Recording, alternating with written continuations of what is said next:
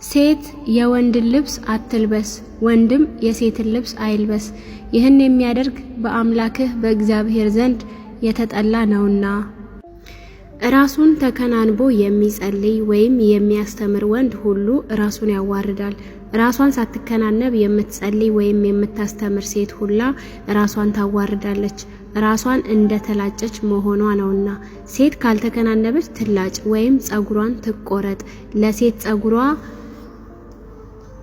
መቆረጥ ወይም መላጨት ውርደት ከሆነ ትከናነብ። ወንድ በሚጸልይበት ጊዜ ሊከናነብ አይገባም፣ የእግዚአብሔር አርአያው አምሳሉ ነውና።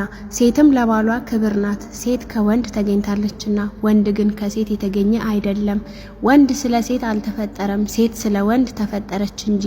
ስለዚህም ሴት ስለ መላእክት ስልጣንም ለራሷ ሊሆን ይገባል። ነገር ግን አሁን ሴት ከባሏ አትለይ፣ ወንድም ከሚስቱ አይለይ።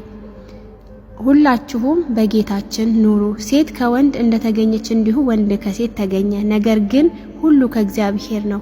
እስኪ እናንተ ራሳችሁ ፍረዱ። ሴት ወደ እግዚአብሔር በምትጸልይበት ጊዜ ልትከናነብ አይገባምን? ተፈጥሮዋስ አያስረዳችሁምን? ወንድ ግን ጸጉሩን ቢያሳድግ ነውር ነው፣ ለሴት ግን ጸጉሯ ብታሳድግ ክብሯ ነው። ለሴት ጸጉሯ እንደ ቀጸላ ሆኖ ተሰጥቷታልና።